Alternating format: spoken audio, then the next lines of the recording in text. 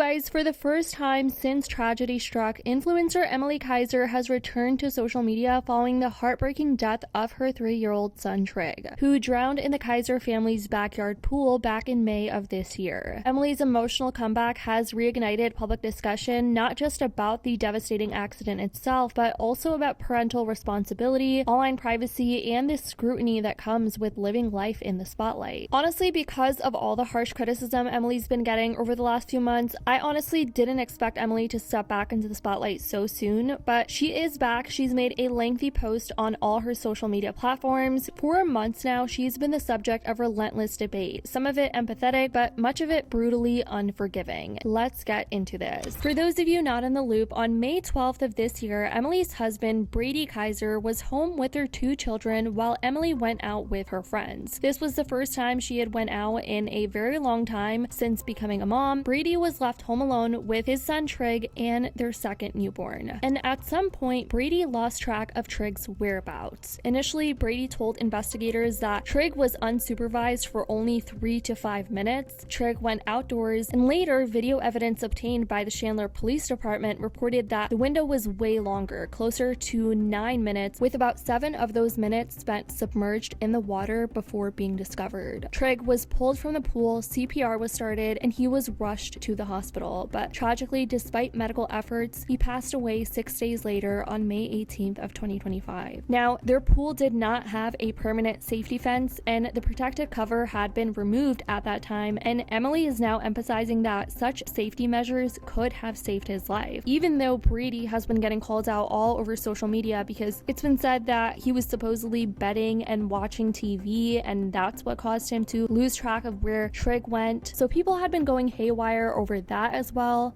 So what Emilie Kiser didn't want the world to know, which I kind of get, I do and I don't. I mean, at this point, it is what it is. So before you guys are all like, well, again, before you're like, well, he was helping I'm sure he was watching the new baby. I'm sure he was. Newborns are not that difficult to watch. I'm sorry, I just had a baby. They're not. A toddler, 100%. Toddlers are the ones you have to keep an eye on the most. And following this whole incident, a recent clip of Emilie has been resurfacing on social media where she talks about having a safety net when it comes to their backyard pool for their son. And it just sent chills down everyone's spine. No matter what, we are doing a pool fence because our backyard is pretty big, so I feel like it is just smartest to have a fence right when you enter out the back doors. You can't even get into the whole backyard. After that, I still want to have something around the pool, so I'm thinking is a pool net.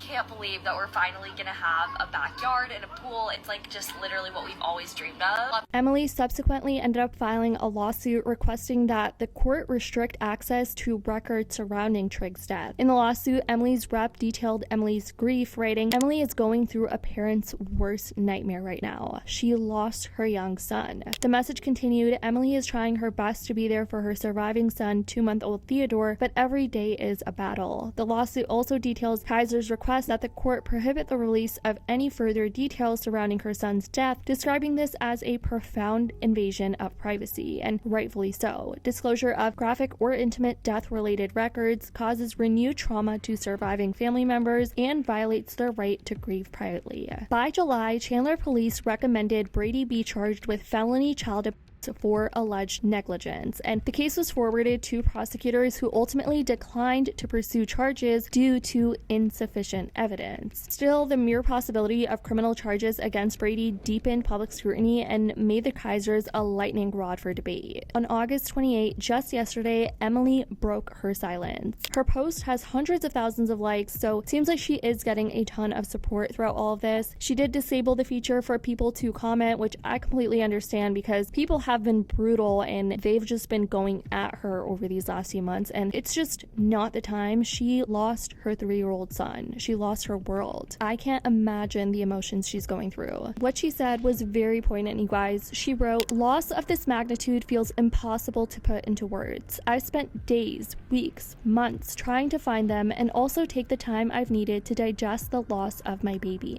Trigg is our baby and our best friend. The light and spirit he brought into this world world was bright, pure, joyful, and undeniable. We miss him every second of every day, and continuing forward often feels unbearable. I never thought we would experience grief in this way or the pain of losing him so suddenly. It's a pain, heartache, and void that no family should ever have to endure. I take full accountability as Trigg'S mother, and I know I should have done more to protect him. One of the hardest lessons I carry is that a permanent pool fence could have saved his life, and it's something I will never overlook again. I hope amidst this pain, Trigg's story will help prevent other children and families from suffering the same loss. To our family, we would not be getting through this without you. The support you have given us, the unconditional love, and the way you show up is something we will never be able to repay or thank you enough for. We truly have the best and most supportive friends and family who have quite literally carried us through this and continue to do so daily. To my audience and the people who have supported us, I cannot thank you enough for the kind messages I have received, for the outpouring of love for our family, and for the support you have brought to me in these extremely tough times. The only way through grief is to keep going minute by minute, hour by hour, day by day, and every moment since that day, I've done my best to keep picking myself up. When I started on social media in 2021 as a new mom, my goal was to connect with other moms and find a community. I have found that and so much more through all of you. I found a community, a hobby I love, and a job I am so grateful for. I have always been my authentic self on social media and tried my best to share my everyday life honestly while also being mindful of what I didn't choose to share. I now have seen through this tragedy how relationships online lack boundaries, especially in protecting children's privacy. Moving forward, I will be establishing more boundaries with what I share online. Ending it off, in the future, I hope to be in a place to share more about how I am navigating this grief, but right now, all I can say is thank you for the love, compassion, patience, and space you've given us to grieve. I am more grateful for it than can ever be expressed. Emilie. Her words struck many as raw and authentic on social media. Many applauded her for being vulnerable and being courageous enough to return to social media and be able to make the statement in front of millions of people. Even though nothing can undo the pain Emilie has been through, her decision to return shows incredible strength, and a lot of people are commending her for that. One thing I do hope is she keeps her comment section off, especially as of right now, because people can be brutal on social media, and I just don't think she deserves that in this time right now. What she's going through is unfathomable, but she deserves peace right now more than anything. But I want to know what you guys think about all of this in the comments down below. Let me know your thoughts. I love you guys so much, and as always, I'll see y'all in the next video.